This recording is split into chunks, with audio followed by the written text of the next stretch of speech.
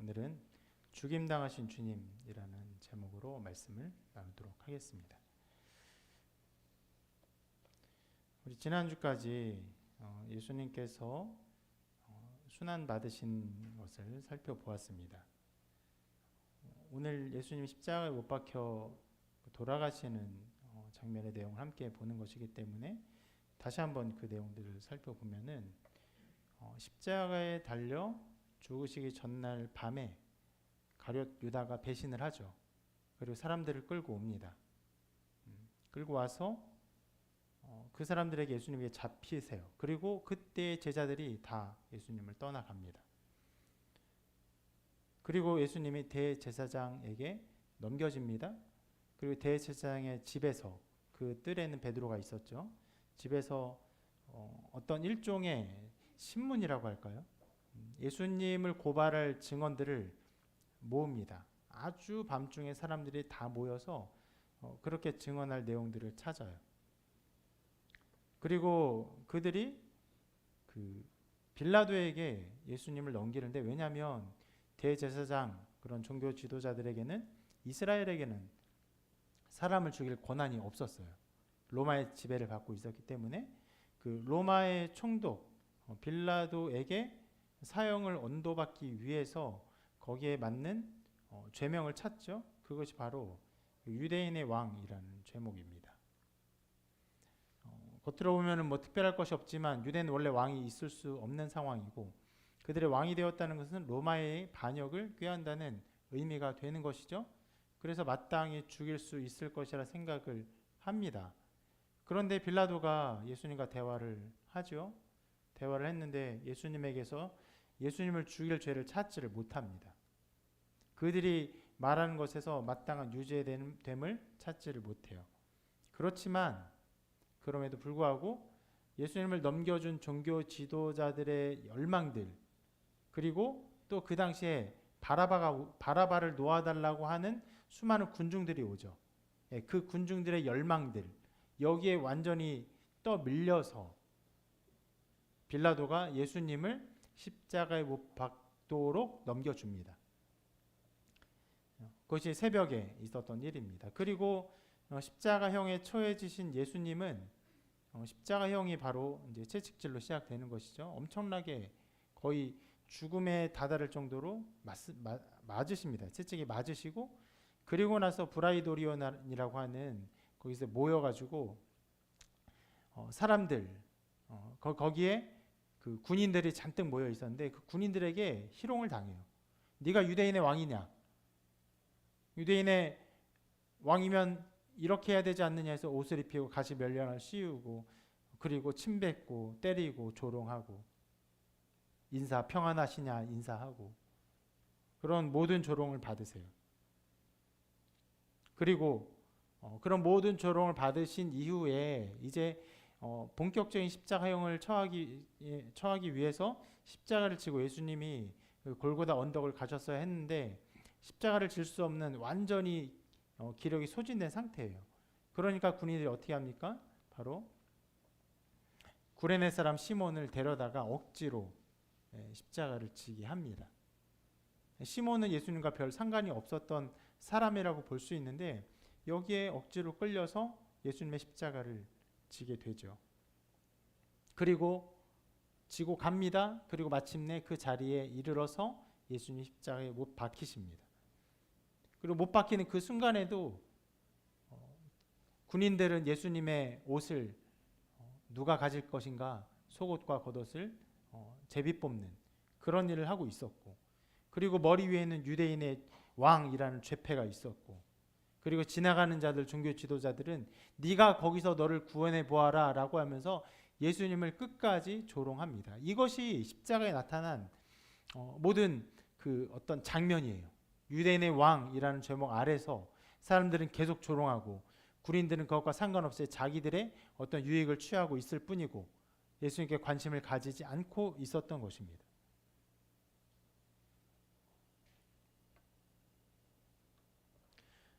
이 모든 일들이 그 어떤 면에서는 예수님이 유대인의 왕이라는 죄목을 가진 죄인이기 때문에 사람들이 예수를 유대인의 왕이냐, 네가 정말 왕이냐 하며 조롱하며 모욕하는 장면으로 가득 차 있는데, 근데 일종의 역설이죠. 실제로 유대인의 왕이신데 그것을 죄인들의 입을 통해서, 그들의 조롱을 통해서 예수가 정말 유대인의 왕이다, 이것을 드러내고 있는 장면인 것을 살펴보았습니다. 그리고 우리가 2주 동안 살펴본 것처럼 시편 22편에 나온 말씀을 성취하는 모든 모습이기도 합니다. 그렇게 사건이 진행되고 예수님이 3시, 그러니까 6시에 그 이스라엘의 그 시간이 0시죠. 해가 뜨는 시간을 0시이기 때문에 3시가 되면 오전 9시입니다. 3시에 그 십자가에 못 박히시고 오늘 말씀을 보면 6시가 되었다고 합니다. 6시는 언제일까요? 바로 지금의 정오죠. 해가 뜨고 6시간이 지나고 정오인데, 이때 어떤 일이 있었냐, 성경이 말하기를 온 땅에 어둠이 임했다 라고 기록을 하고 있습니다. 그리고 그것이 언제까지 계속되었냐, 6시부터 9시까지, 오후 3시까지 계속되었다라고 합니다.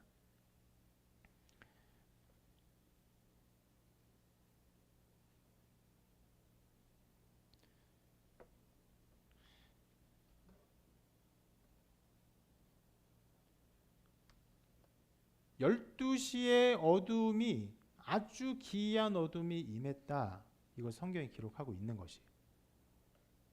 때로 우리가 낮이라도 먹구름이 가득 생기면은 어둡죠. 때로는 정란운, 이제 높이 이렇게 그 아주 고온의 그리고 많은 수증기에 의해서 구름이 높이 쌓이면은 정란운이 생기면서 막 주황색 하늘, 막 검은색 하늘, 이게 뒤섞이는 이상한 하늘이 나타나기도 합니다. 그런 어떤 상황들, 구름이 가득 있어서 어두워진 상황을 생각해 볼 수 있지만, 우리가 보통 접할 수 있는 그런 상황을 여기서 표현한 것은 아닌 것으로 보이고, 또 그 상황이 나타나는 것도 아닌 것으로 생각이 됩니다. 아주 기이한 어둠, 온 땅에 어둠이 임했다라고 말할 수밖에 없는 특별한 어둠이 이 자리에 임한 것이에요.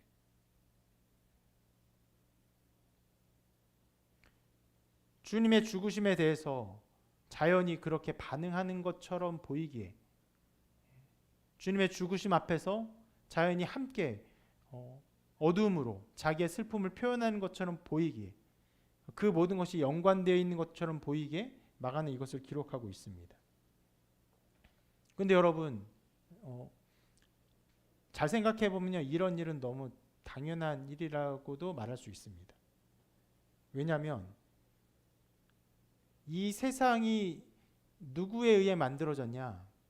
성자 하나님으로부터 만들어지고, 이 세상이 어떻게 지금 유지되고 있냐? 성자 하나님이 이것을 있게 하시고, 그리고 만물의 모든 종결이 어디로 가냐? 성자 하나님께로 돌아간다. 이걸 성경이 선포하고 있거든요. 그러니까 성경에서 창세기부터 계속 우리에게 가르쳐 주는 것은, 이 세상의 창조가 성부 하나님의 뜻 가운데 성자 하나님의 능력으로, 그분의 역사로, 실은 그분의 존재 자체로 말미암아 이 세상이 창조되었다라고 말을 하는데, 성경은 계속적으로 그렇게 구약부터 신약에 이르기까지 성자 하나님의 사역을 드러내고 있습니다. 그것을 로마서는 아주 간략하게 한 문장으로 이렇게 요약을 하고 있어요.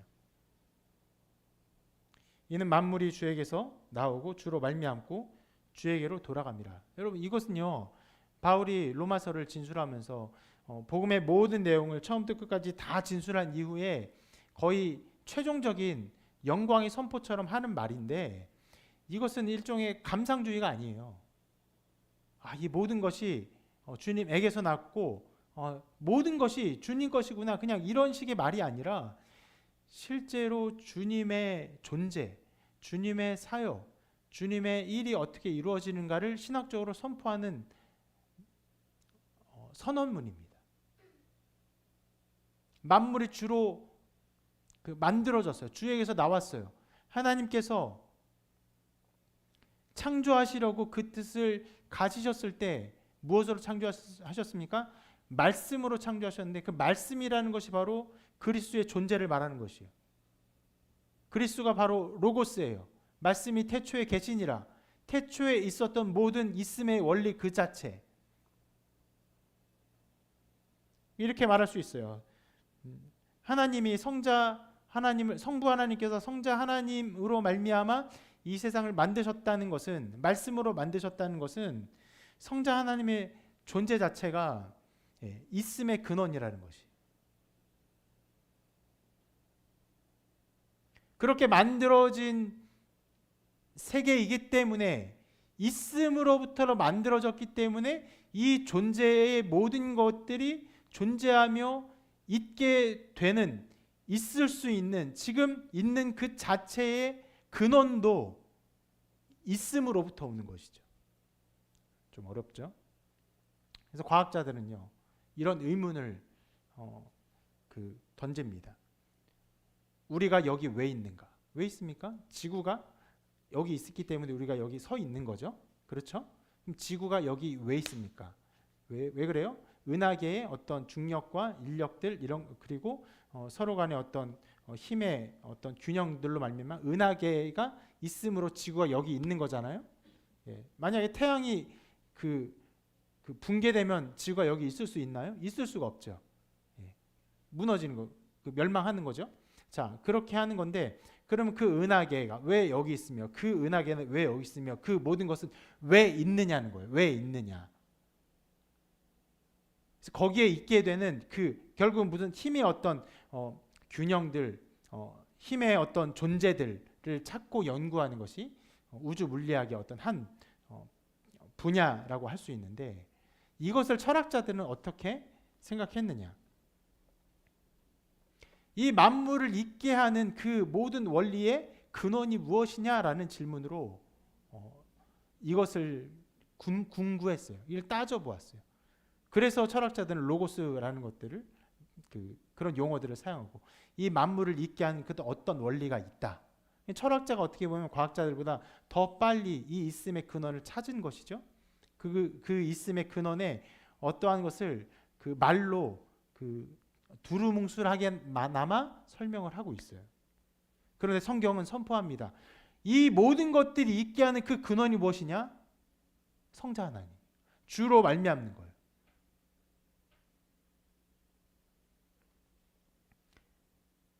창조도 주로 말미암고, 이 모든 존재도 주로 말미암고. 그러면요, 여러분, 이렇게도 생각할 수 있는데, 하나님 아버지께서 그 타락한 인간들을 구원하기 위한 구원의 뜻을 가지고 계시잖아요. 모두가 멸망하여 죽을 수밖에 없는 인간들을 구원하려는 뜻을 가지고 계시잖아요. 그럼 구원의 뜻은 어떻게 나타날까요? 누구를 통해 나타날까요? 이것도 성자를 통해 나타나는 거예요. 특별히 그 성자 하나님을 통해 나타나는 것이 성육신으로까지 나타나는 것이죠. 그러면 여러분, 우리가 이 예수 그리스도의 사역들을 볼 때 이 세상 모든 것, 만물의 모든 것, 하나님의 뜻의 모든 것의 나타남은 무엇으로 말미암는다? 성자 하나님으로 말미암는다라고 말할 수 있는 것이에요. 자, 그러면 여러분 다시 한번 돌아가서 제가 이런 것들을 말하고 있잖아요. 이 만물의 모든 것들의 있음의 근원이 무엇이냐? 성자 하나님이에요. 그럼 성자 하나님이 이 모든 것을 있게 하는 어떤 그 근원, 이렇게 말하는 것은 되게 잘못된 말이지만 어떤 면에서 그 에너지라고도 할 수 있는데, 그러면 성자 하나님이 지금 성육신하에 오셨고 지금 어떻습니까? 죽으셨어요. 죽음에 이르렀어요. 그렇기에 이 모든 있음을 있게 하는 근원이 죽음에 이르렀기에 만물이, 자연이 그 빛을 잃고 자기의 어떤 있음의 존재의 힘을 잃고 어둠에 임하는 것은 당연한 것이. 이것은 자연이 성자 하나님이 죽으시는구나, 우리도 슬퍼하자, 어떤 인격을 가진 존재로서 그 슬퍼하는 것으로 나타낸 것이 아니라, 이 모든 있음의 근원으로서 그리스도께서 죽음에 이르셨기 때문에 자연은 당연하게도 그 빛을 잃는 것은 당연한 것입니다. 그리고 그것을 볼 때, 인간들이 그 어둠을 볼 때 이전에는 전혀 볼 수 없었던 기이한 어둠인 것을 깨닫고 이렇게 기록하고 있는 것이죠.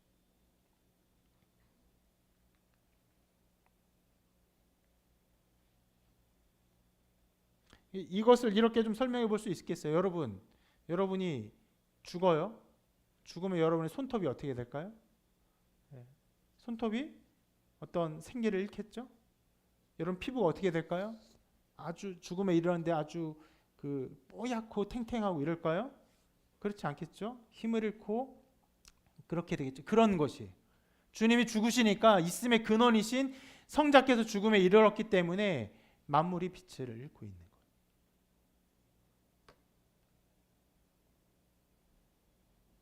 실제로 하나님을 알고 하나님을 인식하며 하나님을 찬양할 수 있는 모든 능력은 누구에게 주어졌습니까? 만물에게 주어지지 않고 인간에게 주어졌어요.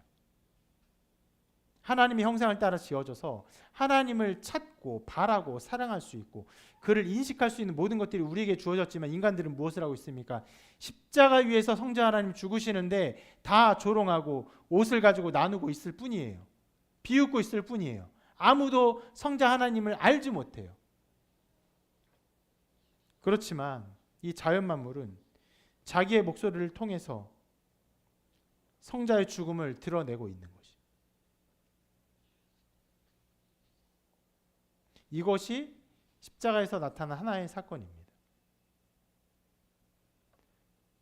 우리가 예수님의 죽음을 보면서 이 죽음이 어떠한 일들을 나타냈으며 이 죽음에 대해서 이 모든 어떠한 일들이 일어나고 있음을 함께 보기를 바라요. 그리고 그런 어둠이 6시부터 9시까지 3시간 동안 계속되었습니다. 그리고 6시부터 9시까지 어떤 일들, 그러니까 예수님을 조롱했던 사람들이 갑자기 어둠이 임하니까 조롱을 그쳤다.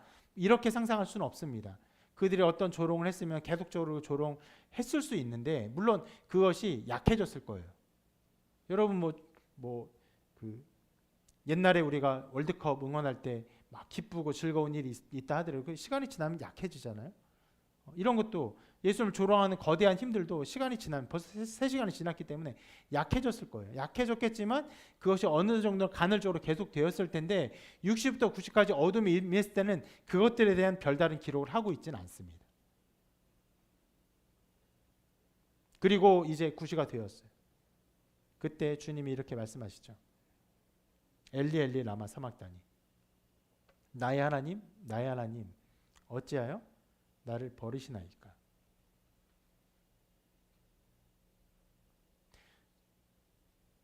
이제까지 주님은 이 십자가를 위해서 자기의 사명을 감당해 오셨고 십자가야말로 자기 궁극적인 사명이기 때문에 그 모든 예수님의 말씀과 사역에 비춰보면 예수님의 이 외침은 굉장히 이상한 외침이죠. 그래서 우리가 이 말씀이 어떤 의미인가를 수련회 때 꽤 길게 살펴보았습니다. 여러분 볼 수 있으면요, 그 수련회 그 둘째 날 저녁 예배 어찌하여 나를 버리셨나이까 그 설교를 꼭 한번 다시 보시기를 바랍니다. 여기서는 그것을 길게 볼 수 없기 때문에 짧게 살펴보도록 하겠습니다. 이 외침은요 표면적으로는 예수님이 받은 십자가의 큰 고통을 떠올리게 합니다. 그래서 너무나 큰 고통 속에서 하나님을 원망하듯이 이런 말씀을 하셨죠.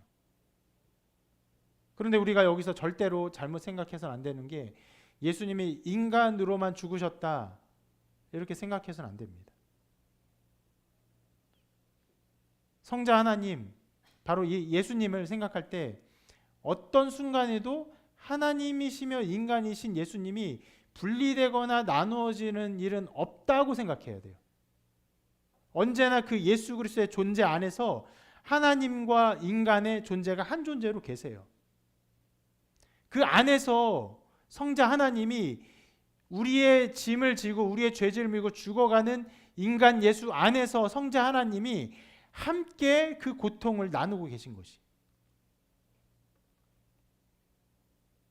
하나님은 예수 그리스도 안에서 예수에게 자기의 모든 진노를 내놓으셨습니다. 어떤 일에 합당한 형벌이 있어요. 공의로우면 공의로울수록 그 합당한 형벌은 그 마땅한 그 가치대로 나타나야 돼요. 살인죄를 저질렀는데 징역 1년을 살면 그 나라가 공의로운 나라입니까? 그렇지 않죠. 그 사람은 아무리 1년 동안 감옥에 넣었다 할지라도 살인을 저질렀는데 1년만 감옥에 처하게 하면요, 누구도 그것을 올바른 판단이라고 말하지 않아요. 때로 살인죄를 저질렀는데 징역 10년이 나와도 사람들은 그렇게 올바르다고 생각을 하지 않아요. 저 사람은 생명을 잃었어요. 근데 이 사람은 10년만 있다가 나오면 자기 마음대로 살아도 되는 거예요. 도리어 옛날에 함무라비 법전처럼, 또 성경에 나온 것처럼 눈에는 눈으로, 이에는 이로 하는 것이 더 합당히 보이기도 합니다. 그러면 예수 그리스도에게 지워진 모든 인간의 죄, 그 크기는 무엇일까요? 그것은 인류의 역사상 하나님이 어떤 면에서 한 번도 쏟으신 적이 없는 진노. 만약 인류의 모든 죄에 대해서 하나님이 합당한 진노를 다 쏟으셨다면 모든 인류는 멸망해야 했죠. 그 예의 가장 좋은 예가 바로 노아의 홍수입니다. 인간의 죄가 관영하여서 하나님이 그 인간의 만드심을 후회할 정도가 되니까 하나님이 진노하셨어요. 그러나 한 가정을 살리셨죠. 그것이 하나의 예예요.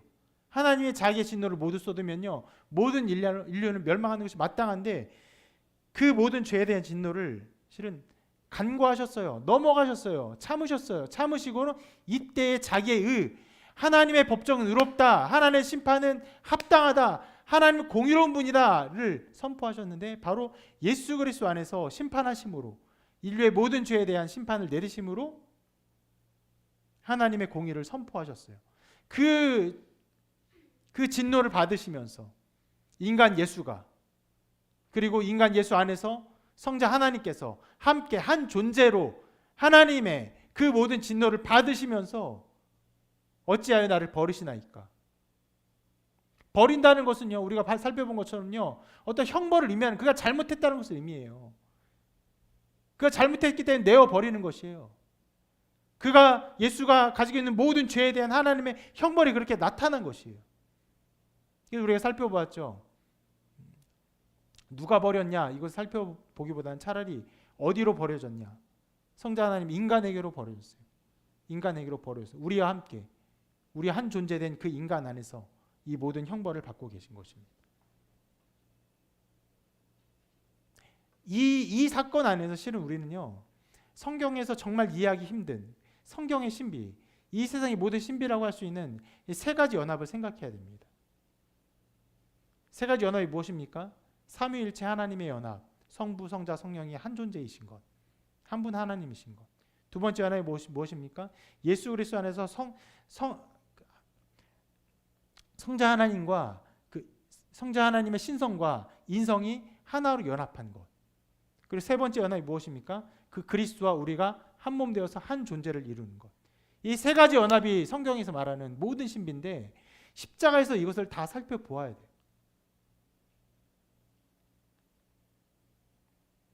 예수님이 죽으실 때 예수님은 그냥 죽으신 것이 아니에요. 신성과 인성이 연합한 존재로서 죽으셨어요. 그리고 그가 죽으실 때 신성과 인성이 하나이신 인간 예수가 하나님으로부터 진노를 받아 혼자 죽으신 것이 아니라 그 안에서 어떻게 됐습니까? 우리 인간 예수와 연합하여 인간의 모든 짐을 지시고 그 연합 안에서 죽으셨어요. 그런데 그 죽으심을 당하신 것이, 하나님의 진노를 당하신 것이 어떤 분이십니까? 삼위일체 하나님, 성부 하나님이 성자 하나님께 진노하신 것이에요. 그래서 우리는 이 어떤 것도 단 하나라도 온전히 다 이해할 수 없습니다. 사랑의 하나님께서 삼위일체 하나님의 사랑의 존재께서 그것으로 완전하고 충만하신 사랑이신 존재이신데 기이하게도 피조물인 인간을 사랑해서 그 피조물과 연합하시고, 성자 하나님은 피조물인 그 인성과 연합하시고, 그리고 인간과 연합하시어서 성부 하나님의, 사랑이신 하나님의 그 진노를 그 안에 다 받으셨어요.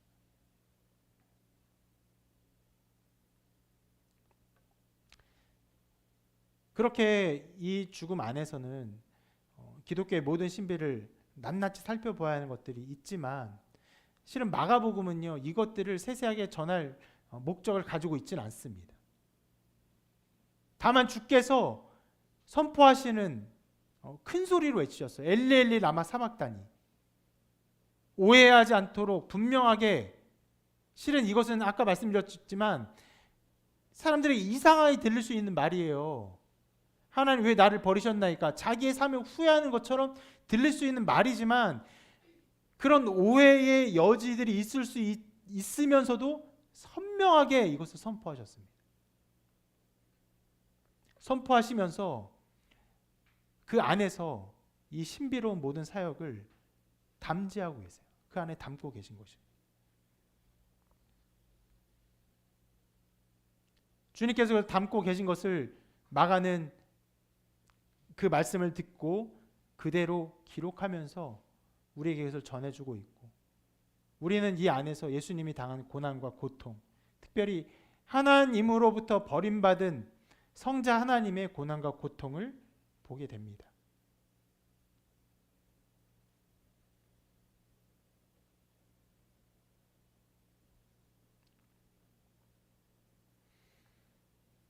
그래서 이 세상에 그 어떤 고통과 혼란과 어려움과 좌절, 낙심, 죽음, 두려움을 가진 자라 할지라도 이 예수 그리스도의 십자가 안에서 주님이 당하신 고난을 생각해 볼 때 그 안에서 새로운 생명의 소망을 얻으며 위안을 얻지 못할 사람은 없습니다.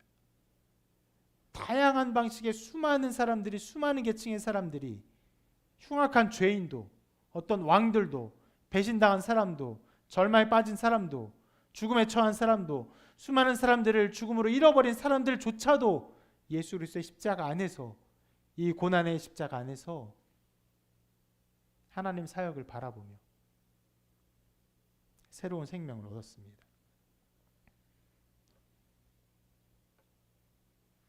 그리고 주님은 방금도 말씀드렸던 것처럼 이 일을 하시면서 이것을 가감없이 숨김없이 이것을 큰 소리로 드러내셨어요.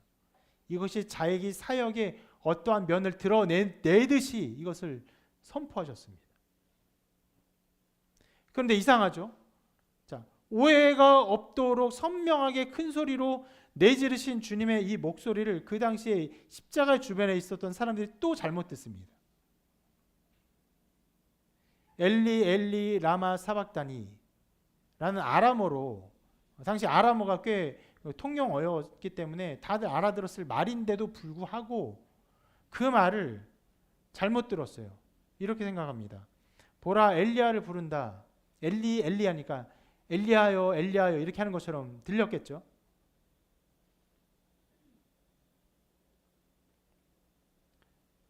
어떤 면에서는요, 그 자연스러운 왜요? 엘리야가, 우리가 지금 열왕기상 열왕기하를 살펴보고 있지만 엘리야는 엄청난 능력의 선지자입니다. 흡사 예수 그리스도의 능력의 그림자의 화신처럼 보일 정도로 엄청난 능력의 선지자이기 때문에 이스라엘 백성들에게 엘리야는요 하나님의 능력을 드러내는 위대한 선지자로 각인돼 있어요. 그래서 변화산상에서 예수님께서 영광 가운데 변화되는 것을 보았을 때 그 제자들이 뭐라고 했습니까? 장막을 짓기를 원합니다. 하나는 모세를 위하여, 하나는 엘리야를 위하여. 그렇게 말할 정도로 엘리야는 위대한 능력의 선지자이기 때문에 십자가에 죽으면서 엘리야를 찾는 것은 어떤 면에서는 당연한 것이, 자연스러운 오해일 수도 있어요. 그래서 엘리야를 찾는다 이렇게 말하면서 그들이 어떤 행동을 하냐면은 그 사람들 중에 한 사람이 달려가서 해면에 신 포도주를 적셔서 갈대에 꿰어 마시게 합니다. 해면은 이제 수세미 같은 거 생각하면 돼요. 뭐 해양에 그 바다에서 나는 건데 수세미 같은 그런 것들을 가져다가 그들이 보통 쓰는 가져다가 신 포도주, 이게 보통 포도주를 마셔야 되는데 계층이 낮은 사람들은 좋은 포도주를 마음껏 먹을 수 없으니까 그냥 포도 식초 같은 것들을 음용했어요. 그들의 보통의 음용수인데 군인들이 보통 그것을 많이 음용했던 것을 보이고 거기에 있었던 것으로 보여요. 거기에다 그 포도주를 적셔요. 그리고 높이 계시니까 손으로 못 주니까 어떻게든 주변에 갈대에다가 그거를 꽂아가지고 적셔가지고 이렇게 해서 그 입에 그 포도를 이렇게 막 댄 거예요. 그럼 여러분 이 행동이 되게 고통 가운데 있는 예수님에게 한 방울의 어떤 단비같이 되게 도움이 될 수는 있겠죠. 근데 어떤 면에서는 이들의 행동이 자비의 행동은 아니에요. 여러분 갈증 나보세요. 갈증 나면요 정말 물밖에는 찾는 것이 없어요. 그것만 나의 생명이 되는 것처럼 막 동물처럼 찾게 되는데 주님이 지금 물과 피를 다 쏟았어요. 온 몸에서. 그럼 거기서 이 입에 대는 포도주가 얼마나 도움이 됐을까요? 도움이 확실히 될 수 있기 때문에 일부러 이 사람들이 그렇게 찍어준 거거든요. 이건 조롱의 의미는 아니에요. 조롱의 의미 아니에요. 찍어줬어요. 근데 왜 찍어줬냐? 이렇게 말합니다. 그를 내려주나 보자. 무슨 말이냐면 포도주를 찍어서 저 사람이 저 예수가 지금 죽어가는데 찍어서 좀 그 생명을 조금 연장시켜서 저 사람이 엘리야를 찾는데 정말 엘리야가 와서 저 사람을 구해주나 한번 보자 하고 찍어준 거예요. 죽지 않도록. 거의 죽어가는 게 보이니까.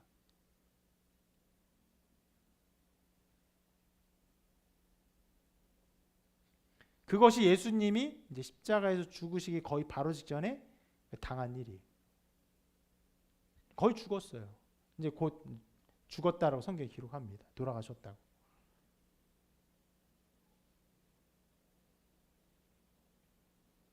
이 사람들은요 예수님의 말을 자기 멋대로 해석하고 그리고는 예수님에게 자기 나름대로의 어떤 긍휼을 베풀면서 거기에 자기들이 생각하는 하나님의 능력을 보기를 원했어요.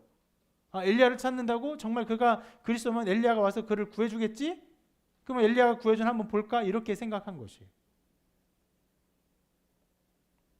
굉장히 악한 행동이고 굉장히 어떤 면에서는 잘못된 행동처럼 보이지만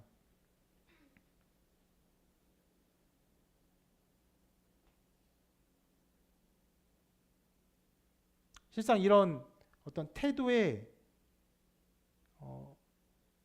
마음들, 생각이 틀들은요 신앙생활하는 사람들 가운데서도 보입니다. 어떤 식으로요? 예수님에게 신포도주가 말했죠. 저급의 포도주예요. 싸구려라고요. 별것도 아닌 거예요. 그걸 예수님께 준 것처럼 하나님께 뭔가를 드려요. 자기 시간, 재물, 헌신 뭔가를 드려요. 나름대로 하나님께 필요하다고 생각해서 혹은 교회에 필요하다고 생각해서 그것을 드립니다. 드리고는 뭘 바랍니까?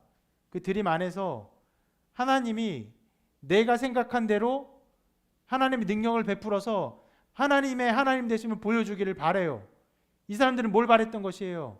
엘리야를 찾으니까 그리스도라는 사람이 엘리야를 찾으니까 그래 엘리야 와서 도와주나 보자라고 했던 것처럼 자기의 무언가를 드리면서 하나님 나 이번에 어려워요. 내 시험을 봐요. 내가 입사를 해요. 내가 어려운 어떤 과정을 통과해야 돼요. 도와주세요. 하나님 능력을 보여주세요. 하나님 나에게 그런 능력을 베풀어 주세요.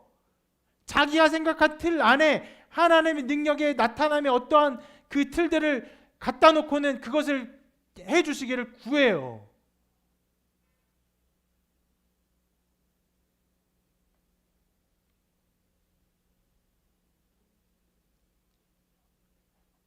굉장히 이 사람의 모습과 다를 바가 정말 없는 것을 보게 됩니다.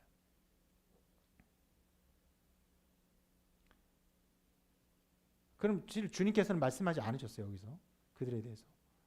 만약 말씀하셨다면 무엇이라고 말씀하셨을까요? 내가 너에게 볼 수 있는 능력은 바로 십자가밖에 없다.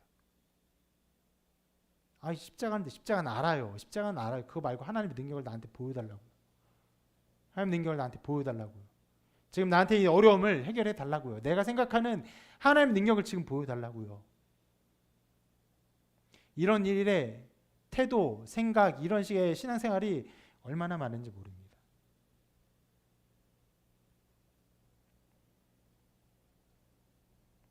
여러분 신앙생활 하는 것은요, 때로 아주 가난한 어떤 목회자를 대하는 것을 신앙생활이라고 생각할 수 있어요. 아주 연약한 교회를 대하는 것이 신앙생활이라고 생각할 수 있어요. 아니에요. 그런 가난하고 연약한 긍휼이 필요한 어떤 가난한 목회자, 가난한 교회를 돕는 게 신앙생활이 아니라 하나님을 어떻게 대우하는가를 대우하는가, 여러분이 어떻게 그분을 생각하며 행동하는가, 그것이 신앙생활이에요.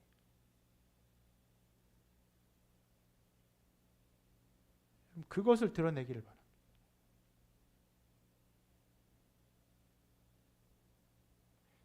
그래서 목회자로서 굉장히 어려운 지점이 있습니다. 여러분들이 저에게 어떤 하나님의 사역을 하는 사람이니까 하나님께 대하는 마음으로 저를 대하는 일들이 종종 있으니까 저도 혹은 교회도 대하는 마음이 있으니까 그런 어떤 무언가를 합니다. 그럼 저는 그런 일들, 헌신들, 도움들 고마워요. 그런데 그것이 인간으로서는 고마울 수 있는데 하나님을 향한 행동으로서는 때로는 고마워해서는 안 되는 지점에 서 있어야 하기도 해요.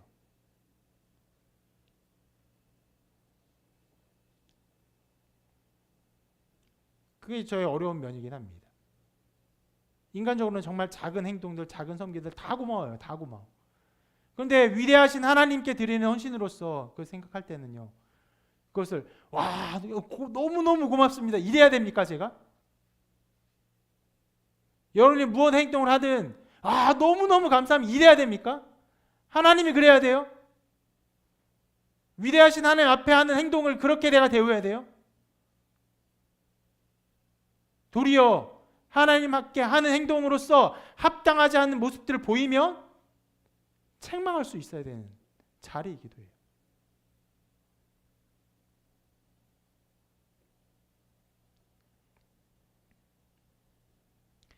여러분, 이 말씀을 보면서 이 사람들의 태도, 자기들의 틀 속에서 하나님의 어떤 능력을 다 재단하고 자기 나름의 어떤 자비를 베풀면서 해면에 심포도를 적셔 갈대에 꿰어 그것을 예수님의 입에 대는 자기 나름의 그런 자비를 베풀면서 하나님의 능력을 보기를 원하는 사람이 아닌가 돌아보시기를 바랍니다.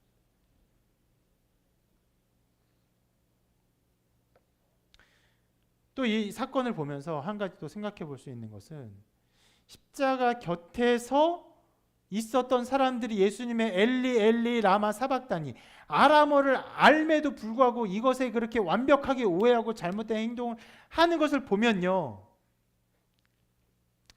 사람들이 얼마나 주님을 알지 못하고 오해하고 어긋날 수 있는가를 생각해 보아야 합니다. 우리가 예수 그리스도의 모습을 보여주죠. 우리 교회가 예수의 사역을 하죠. 근데 그것이 정말 주님을 올바로 알려주는데 충분하지 못할 때가 많이 있습니다. 실은 항상 부족해. 항상 아주 미쳐내요. 어떤 순간에도 그것을 제대로 보여주는 때가 없다라고 보는 것이 마땅할 것입니다. 그러면서 우리는 겸손해야 돼요. 사람들이 오해해요? 오해하는 것을 책망해야 됩니까? 아니요. 우리가 가져야 태도는요, 그런 책망하고 꾸짖는 것이 아니라 도리어 예수님의 십자가 달리신 것처럼 단지 희생과 섬김 안에서 하나님의 사랑을 보여주는 것뿐입니다.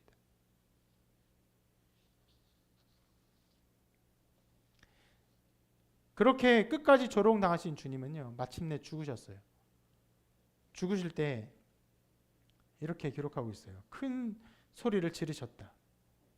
어떤 소리를 지르셨는지 마가복음은 기록하고 있지 않습니다. 다만 이것이요, 보통의 죽음과 굉장히 다르다는 것을 알려줘요.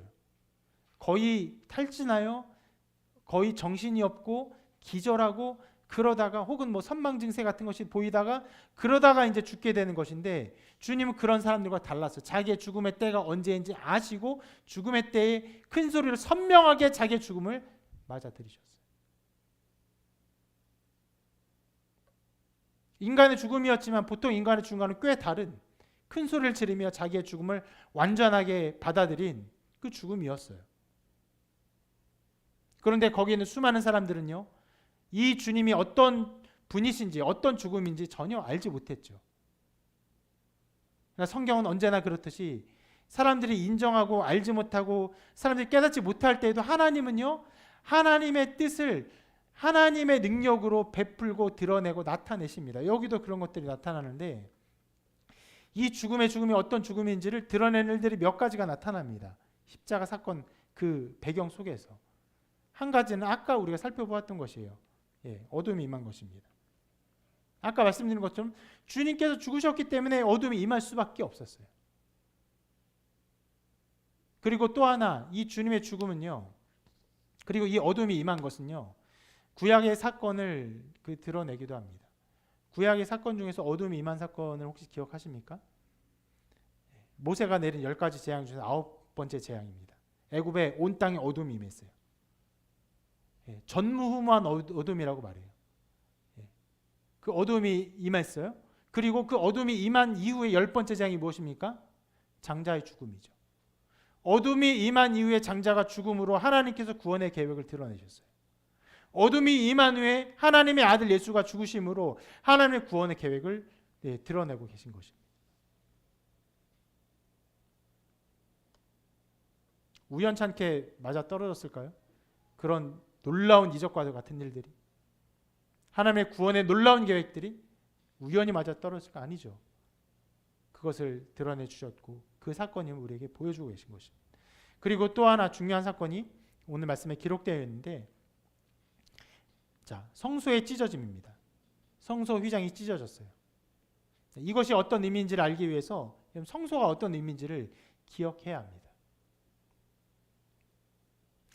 성소, 성막, 일종의 텐트예요. 텐트. 이 텐트를 이 성막을 하나님께서 그 시내산에서 성막을 지어라라고 말씀하시기 전에는 하나님이 어떻게 이스라엘 백성과 만나셨습니까?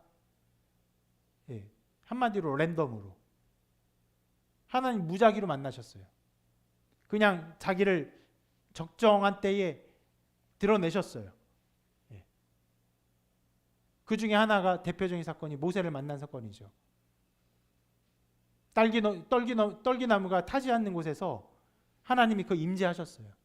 그런 식으로 하나님이 인간과 만나셨는데, 그것은요, 하나님을 어떻게 만날 수 있는지에 대한 방법이 되지는 못해요. 하나는 알려주죠. 하나님은 임의적으로 나타나시기 때문에 언제 어떻게 우리에게 임재하실지 알지 못한다만 알려주죠. 그러다가 하나님께서 성막을 알려주셨는데, 이게 얼마나 귀한 것이냐면, 성막을 이렇게 만들고 텐트를 지고 그 안에 성소를 짓고 그 깊은 곳에 지성소를 짓고 그 지성소 안에 법궤를 놓고 법궤 위에 천사가 케룹이 그 날개를 펴고 그 뚜껑처럼 놓여 있는 그 자리에 내가 거기에 임할 것이다. 너희가 제사를 드리고 온전한 마음으로 나와 임할 때 내가 그 자리에 임할 것이다라고 말씀하신 거예요. 그럼 이스라엘 백성은요, 이제 성막을 들고 다니면서 적정한 곳에서, 그때 이제 출애굽하여 이동하는 과정이니까 이동하면서 그곳에 성막을 피우고 거기서 제사를 드리면 하나님의 임재를 기대할 수 있는 거예요. 그렇게 성막이 주어진 거예요. 그러다가 그것이 이스라엘 땅을 차지하고 이동할 필요는 굳이 없으니까 예루살렘 수도에다가 성전을 짓습니다. 성막은 실은 부서질 수 있는 것이죠. 약한 것이에요. 천으로 된 것이고. 근데 성전은 그렇지 않아요. 튼튼해요. 견고합니다. 그 안에서 언제나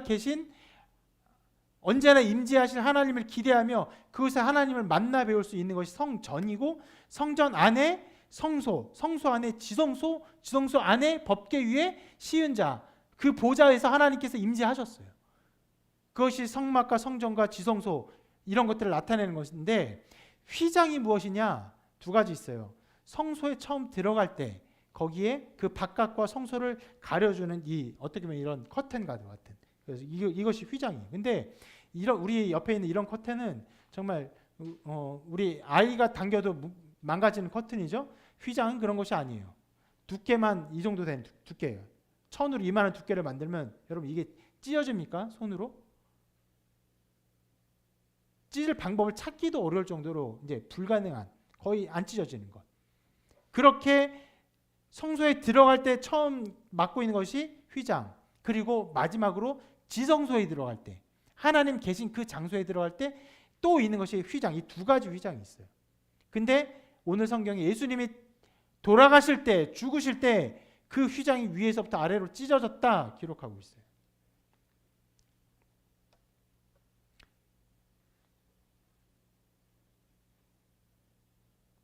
이것이 어떤 휘장이 찢어졌는지는 마가복음 기록하고 있지 않지만 히브리서가 나중에 이것을 해석하며 기록하면서 두 번째 휘장이 찢어졌다라고 기록을 해요.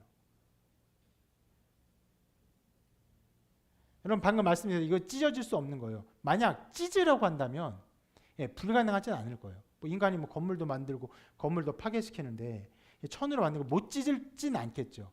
찢으려면 찢을 수 있어요. 어떻게 찢을 수 있을까요? 그러니까 견고하게 매어 달리고 밑에가 펄럭펄럭하니까 어떻게 해요? 밑에서부터 어떻게든 칼집을 내고 칼집을 해서 밑에서부터 잡아당겨서 어떻게 찢을 수 있겠죠. 그런데 그렇지 않아요. 위에서부터 아래로 찢어졌어요. 한 번에.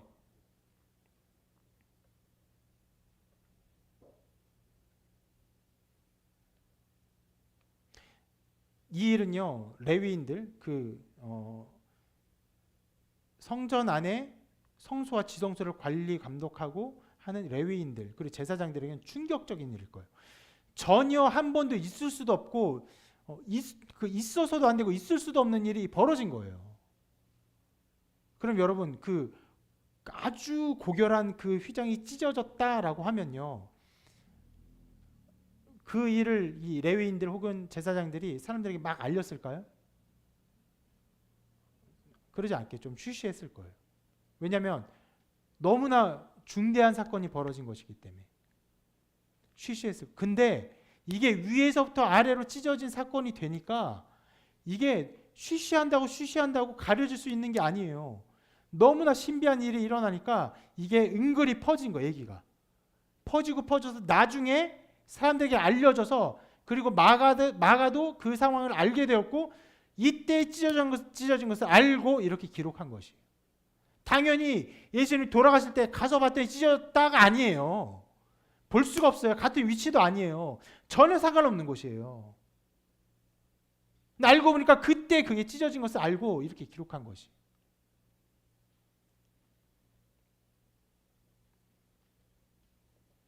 위에로부터 아래로 찢어졌다는 것은요, 인간의 힘으로 될 수 없는 일이고 인간이 그렇게 할 수도 없는 일인데 그것은 무슨 일입니까? 하나님께서 하셨다는 일이에요.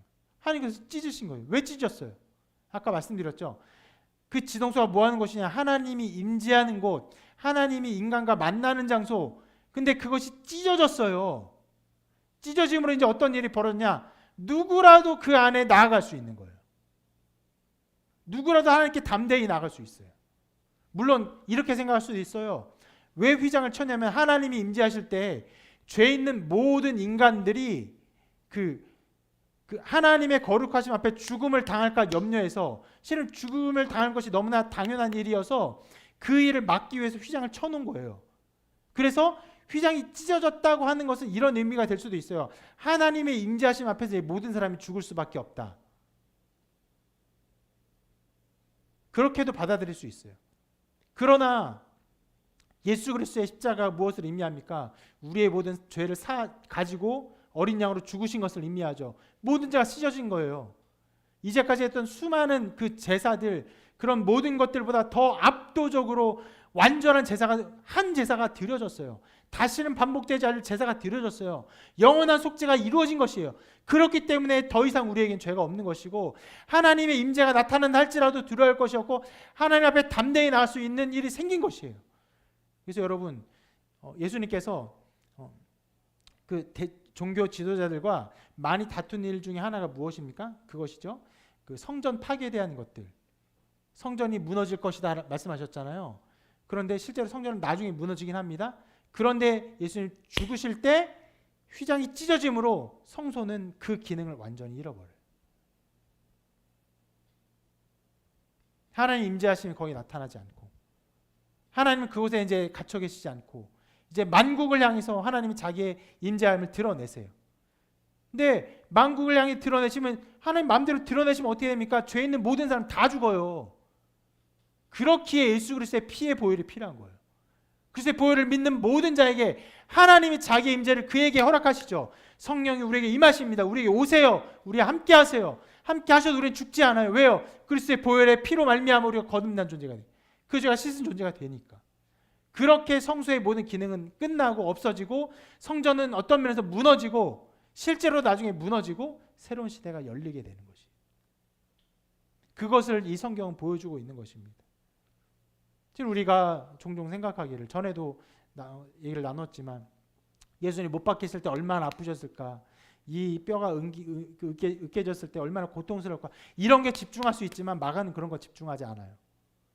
이 주님의 죽으심을 통해서 하나님이 하신 일이 무엇이냐, 정말 중요한 것이 그것이에요. 휘장이 찢어진 것이에요. 어디서부터? 위에서부터 아래로. 더 이상 거기에 하나님 계시지 않아요. 이제 하나님은 모든 사람 안에 함께 하십니다. 그래서 히브리서는 이렇게 말합니다. 그러므로 우리는, 이거는 다른 번역판입니다. 그러므로 우리는 예수님의 피로 떳떳하게 지성소에 들어갈 수 있게 되었습니다. 그분은 우리를 위해 자신의 몸인 휘장을 찢어 새로운 생명의 길을 열어놓으셨습니다.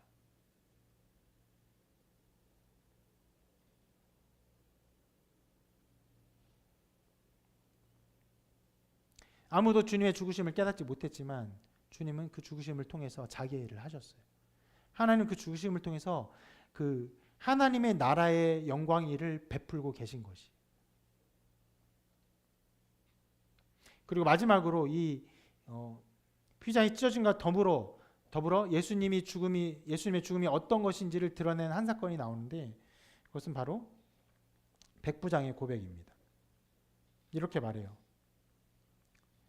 예수를 향하여 섰던 백부장이 그렇게 숨지심을 보고 이르되 이 사람은 진실로 하나님의 아들이었도다 하더라. 자, 백부장이 무엇입니까? 100명의 군사를 책임지는 사람인데, 여기 근처에 백부장이 있었다는 것은 예수님의 십자가형을 집행했던 사형 집행단의 책임자였던 것으로 보여요. 출신을 정확히 알 수 없지만 이방인인 것으로 생각이 됩니다. 그가 이렇게 고백한 것은 참 특이한 일이에요. 자, 유대인들도 종교 지도자들도 예수님의 죽음을 보면서 하나님의 아들인 것을 몰랐어요. 도리어 죽음에 이르기까지 계속 예수님을 조롱할 뿐이었어요. 그런데 이 이방인은 십자가형을 가까이 보았던 이 사람은 예수님이 누군지를 알았어요. 깨달았어요. 이 사건은요, 예수님이 누군지를 아는 데 있어서 어떤 제한도 없고 제약도 없고 누구에게나 그 은혜와 은총과 깨달음이 있을 수 있다는 것을 보여줍니다. 이것은 수많은 역사 속에서 계속 이뤄진 일이에요. 학식이 많다고 예수님 아는 것도 아니고, 돈이 많다고 예수님 아는 것도 아니고, 그 반대로 학식이 없다고 예수님 아는 것도 아니고, 돈이 없다고 예수님 아는 것도 아니에요. 그 누구라도 예수님 알고자 주님께 나오면요, 주님은 자기 자신을 드러내시고 예수님이 참으로 하나님의 아들이었다는 그 고백을 여러분 각자의 입에서 하게 하세요. 그런 일들이 일어납니다. 이 일은요, 교회를 많이 다닌다고 자동적으로 이루어지는 것도 아니에요. 실은 교회를 그냥 많이 다니면 그런 생각이 들죠. 정말 예수님이 하나님의 아들인가? 나는 그 예수님을 어떻게 믿고 어떻게 알 수 있는가? 정말 어떻게 하나님을 알 수 있는가? 이런 의문에 빠지기만 합니다. 그러나 여러분 정말로 알고자 하면요, 만나고자 하면요, 적절한 때에 이런 고백을 하게 하세요. 예수님은 나의 구주십니다. 예수님은 하나님의 아들이십니다. 나를 위해 죽으심을 내가 믿습니다. 그분으로 말미암아 내가 죄사함 받고 하나님의 자녀가 됨을 믿습니다. 이것은요, 논리도 아니고 공부도 아니고 능력이에요. 하나님의 임재하시며 거듭나며 새로운 사람이 되는 것이에요. 그렇게 고백하지 않고는 견딜 수 없어요.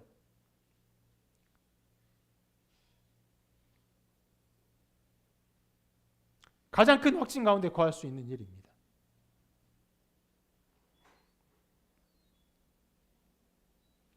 그리고 실은 이 사건이 그러한 것들을 보여주는 것보다 이 사건이 보여주는 더 중요한 것이 있습니다. 그것은요, 하나님께서 이 이방인을 통해 예수가 하나님의 아들이라는 것을 선언하고 있다는 것이에요. 이게 무슨 말이냐면, 자, 이 부분을 읽으면서 여러분 자칫 오해할 수 있는 그런 어떤 부분이 있는데, 이 백부장의 고백을 굉장히 중요한 어떤 사람의 고백인 것처럼 여기고 있다라고 생각할 수도 있어요. 무슨 말이냐면, 예를 들어서 지난 한 주 동안 우리 카페에 사람들이 와서 이용을 했는데, 많은 사람들이 카페 디저트가 정말 맛있어요, 커피가 맛있어요, 이런 말을 하죠. 그런 말 종종 듣습니다. 그런데 어떤 사람이 디저트를 먹고 정말 훌륭하네요, 이런 말을 했어요. 알고 보니까 그 사람이 고든 램지야. 그럼 어떻게 되나요? 이제 홍보해도 돼. 사진 찍고 고든 램지가 인정한 디저트 이런 거 해도 돼요. 왜요? 그 사람이 평가는 우리의 일반인의 평가보다 훨씬 높은 것이어서 그 사람의 평가에 모든 사람이 인정하죠. 따라가요. 그것을 그렇게 취할 수 있어요. 그러한 느낌으로 이 구절을 생각할 수 있다는 거예요. 백부장이 하나님의 아들이었도다 라고 말한 것을 굉장히 중요한 사람이 고백한 고백인 것처럼 사용하고 있다는 것처럼 여러분 쉽게 받아들일 수 있어요. 그렇지 않습니다. 전혀 그렇지 않아요.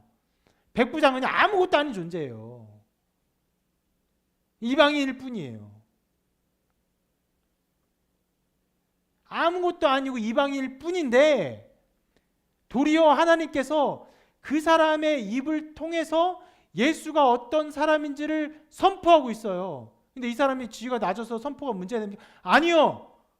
예수가 하나님의 아들이라는 것을 선포하는데 이 선포보다 더 높은 권위는 아무것도 없어요.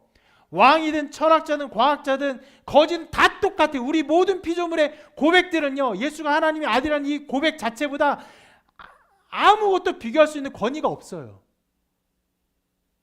이 선언 자체가 중요한 거예요. 예수가 하나님의 아들이라는 선언 자체가 중요한 것이에요. 하나님이 이것을 하고 계신 것이에요. 아무도 얘기하지 않아요. 아무도 말하지 않아요. 마가복음 전체를 통해서 예수가 하나님의 아들이었다고 선언한 일 자체가 아예 없어요. 다만 나중에 마가가 예수 그리스도에 대한 일을 기록하면서 처음에 이렇게 시작하죠. 마가복음을 시작하면서 하나님의 아들 예수 그리스도의 복음의 시작이라.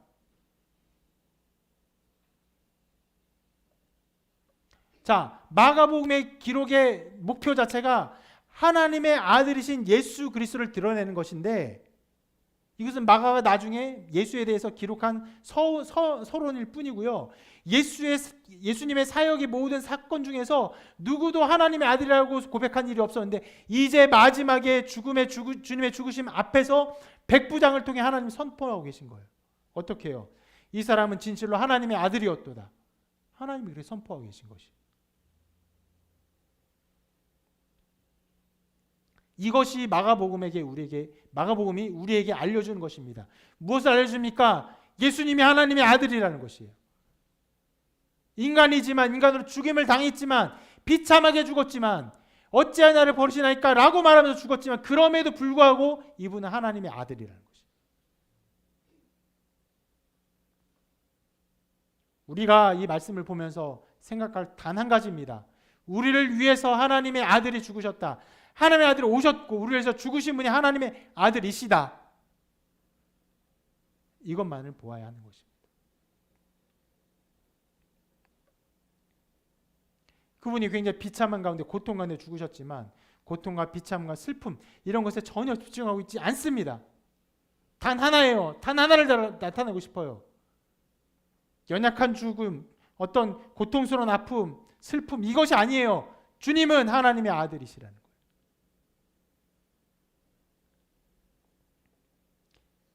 이것을 말씀이 우리에게 알려주고 있고 드러내고 있고 이방인 이 백부장을 통해 선포하고 계신 것처럼 하나님은요, 여러분을 통해서 이 고백을 드러내고 싶어 하십니다. 그것이 여러분의 인생의 목적이에요. 그것이 이 우주의 목적입니다. 모든 것의 목적이에요. 예수가 하나님의 아들이라는 것, 하나님이 그 아들을 통해 우리를 사랑하신다는 것, 그 사랑 안에서 하나님은 영광 받기를 기뻐하신다는 것, 그의 사랑하는 백성들에게 은혜 은총을 주시는 분이시라는 것, 이것이 우리가 알아야 할 것이고 우리의 삶의 목적인 것입니다.